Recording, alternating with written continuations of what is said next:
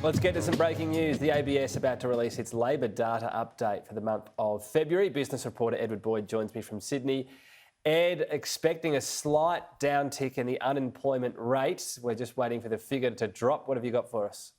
Yeah, just waiting for the figure to drop at the moment, Tom. But a couple of days ago, economists thought 40,000 jobs were going to be created during the month of February, and they've now trimmed that back to 37,000 jobs. The unemployment rate is expected to tick down very slightly in the month of Feb. Remember back to January, hours worked plunged because so many people were off work due to COVID or on holidays.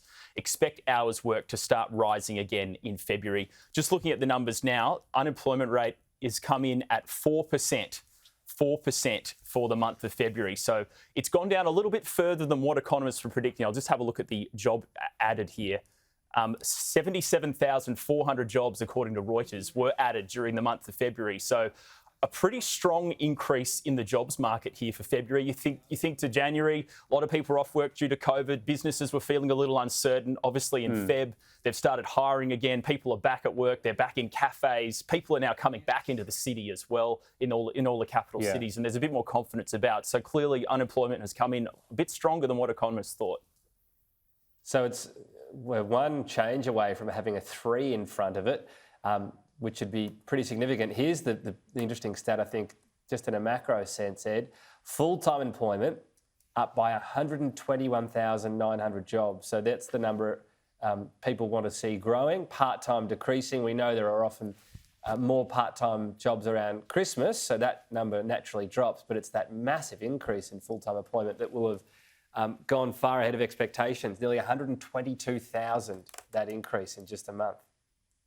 Oh, unbelievable increase in full-time employees. It just shows the confidence that businesses have at the moment to get out there and start hiring more workers and bringing them on. A lot of people have been on part-time work as well seasonally over the sort of December, January months as well due to those retail jobs around the Christmas shopping season. But that's a huge lift for full-time employment. The other thing, just looking at the stats, is hours worked has skyrocketed again. It's up 9%.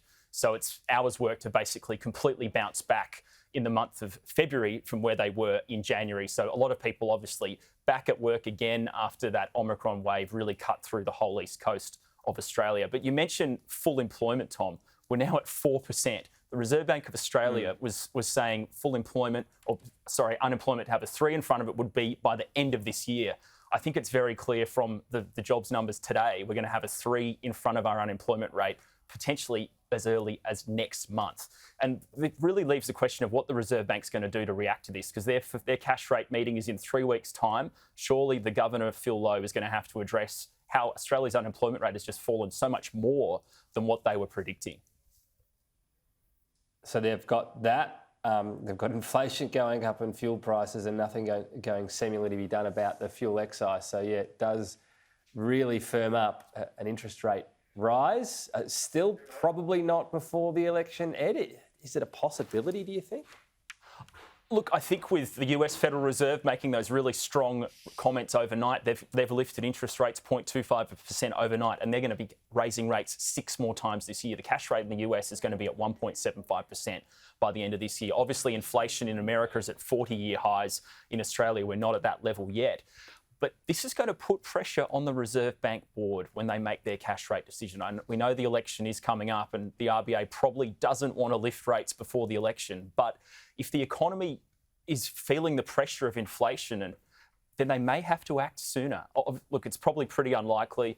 CBA believe the cash rate's going to be going up in June, and most of the other banks say if it's not June, then it will be August. So that's still only a few months away, but clearly just after the federal election if it is June.